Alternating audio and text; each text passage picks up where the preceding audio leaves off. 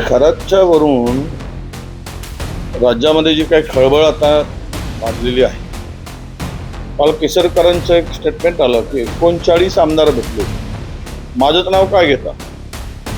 याचा अर्थ तिकडे खराच्या या काळ्या कृत्याला पांघरून घालणारे किंवा त्यांना साथ देणारे, त्यांची पूजा करणारे, त्यांच्यावर श्रद्धा ठेवून देव मानणारे, बंधुगिरीला चालना देणारे, बंधुगिरीला प्रोत्साहन देणारे, अंधश्रद्धेचे पायमल्ली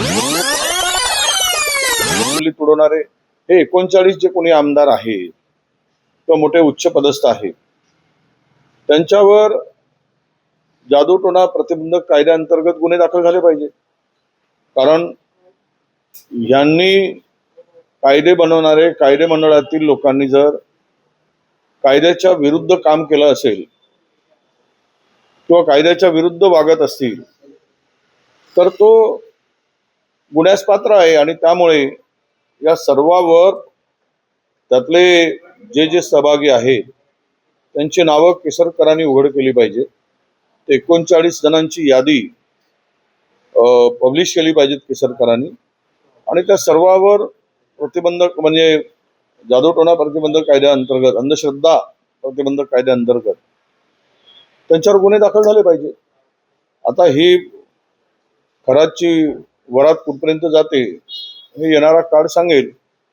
पण मी कालही बोलत होतो, आजही बोलत होतो की त्या पेन ड्राईव्ह मधील सर्वच उघड केलं तर महाराष्ट्र सरकारला हादरे बसतील आणि महाराष्ट्र सरकारच अडचणीत येईल.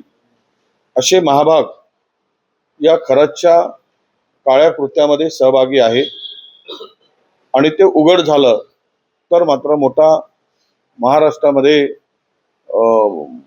मला वाटतं की भूचाल होईल असं माझं मत आहे. नाही, काळजी वाटत आहे, कुटुंबाची काळजी केसरकर घेत असतील तर ते निश्चिम भक्त आहेत असं मी मानतो. पण एक आहे की खराचा उद्या बदनापूरमध्ये एका व्यक्तीला वाचवण्यासाठी सत्ताधाऱ्यांच्या पक्षाचा असल्यामुळे जो एन्काउंटर केला गेला होता लहान मुलींच्या शोषणामध्ये, आणि त्याला वाचवण्याचा प्रयत्न झाला. पुन्हा या मोठ्या माशांना वाचवण्यासाठी उद्या खराचा बरं वाईट होईल, करतील आणि पुरावे नष्ट करतील. त्यामुळे कायद्याने खरातला शिक्षा दिली पाहिजे, आणि खराच्या या बंधुगिरीमध्ये सहभागी असणाऱ्या सर्वांचं पितळ उघडं झालं पाहिजे. त्यामुळे कायद्याच्या चौकटीत राहून खराला शिक्षा व्हावी, परंतु पुरावेच नष्ट करण्यासाठी उद्या खराचंच ज्या एफएसटीचं झालं, 30 सेकंदामध्ये लाईट गेली आणि त्याचा मृतदेह आढळून आला, तर आपल्या महाराष्ट्रातील आणि भारतातील हा एक दुसरा एफएसटीनच आहे. एकूण जे प्रकरण उघडकीस येत आहे त्या एफएसटीचं जसं झालं तसं या एफएसटीचं होऊ नये, म्हणून सरकारने त्या संदर्भात काळजी घेतली पाहिजे. नाही बघा, देशाचं वाऱ्यावर सोडलं आहे मोदी सरकारने, भारतीय जनता पक्षाने. देशाची काळजीच राहिली नाही. यांना निवडणुका जिंकणे, सत्ता मिळवणे, पुन्हा निवडणुका जिंकणे आणि मजा मारणे या पलीकडे यांच्याकडे कुठला एजेंडा नाही. आज देश संकटात असताना प्रचाराच्या जोरदार भाषणे सुरू आहे आणि लोकांना लाईनमध्ये उभं केलं आहे. जसं कोरोनामध्ये लाईनमध्ये उभं करून लोकांचा जीव घेतला तसा जीव घेण्याचा प्रयत्न आता पुन्हा सरकारकडून सुरू झाला आहे.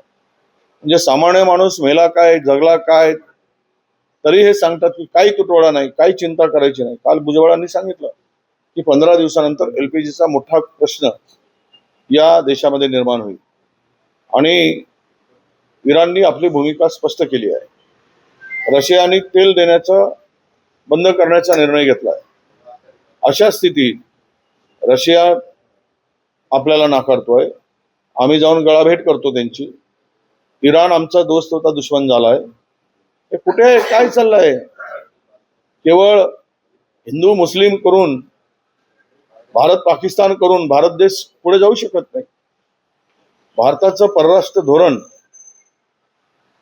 हे फार कुचकामी ठरते आहे, आणि म्हणून मला असं वाटतं की या दोनही टंचाईमध्ये उद्या अनेकांचे बळी झाले गेलेत आणि अनेकांचा जीव गेला तर याला मोदी सरकार हे जबाबदार राहील. हे भाजपचं सरकार याला जबाबदार आहे त्यांचा बळी घेण्यासाठी. आणि हे टंचाई निर्माण झाली याला कारणही हेच सरकार आहे. तरी पण पाप लपवण्याचं काम सुरू आहे. इथे काही व्यवस्था करण्याची आवश्यकता आहे. ते न करता उलट टंचाई नाही म्हणून आपण विरोधकावर आरोप करायचे, विरोधक अफवा पसरवत आहेत म्हणायचे. मग ही लाईन कोणी काय आम्ही लावली काय? काल जो बळी गेला तो आम्ही घेतला काय? अरे थोडी तरी बोलताना आपण वस्तुस्थितीचा अंदाज घेऊन बोललं पाहिजे असं आमचं मत आहे. आता ज्योती वाघमारे प्रवक्ते आहेत, आता नवीन नवीन खासदार झाले आहेत, त्यामुळं त्यांना असे काही स्टेटमेंट करणं बंधनकारक आहे. कारण आता पुन्हा त्यांना पुढे यायचं आहे, नाव करायचं आहे. आता खासदार झाल्यानंतर ते जर अशा प्रकारचे बोलणार नाहीत हे ऑपरेशन वगैरे, तर मग त्यांची दखल कोण घेईल? त्यामुळे त्यांनी स्वतःकडे लक्ष केंद्रित व्हावं, त्यांची लोकप्रियता वाढावी म्हणून अशा प्रकारचे स्टेटमेंट ते करत असावे. त्यापेक्षा दुसरं यामध्ये काही मला तथ्य दिसत नाही. अमावस्येला हे जर लाईन लावून सगळे बडे नेते जात होते, हे काही लपून राहिले नाही. खराच्या बंगल्यात, खराच्या मंदिरात, खराच्या पापात, सगळे पाप अंधारात करायसाठीच हे गेले होते. कारण अमावस्येला अंधार असतो, अंधारात आपलं पाप झाकावं, आपलं पाप धुवावं, आपल्या पापाचं पाप करता यावं, यासाठी हे सगळे गेले. म्हणून सर्वांवर, या बंधुगिरीवर विश्वास ठेवणारे, बंधुगिरीला साथ देणारे जे कोणी आहेत, अधिकारी असू देत, प्रशासनातील अधिकारी असू देत, मंत्री असू देत, आमदार असू देत, या सर्वांची चौकशी झाली पाहिजे. जो जो भेटला त्या सर्वांची चौकशी झाली पाहिजे.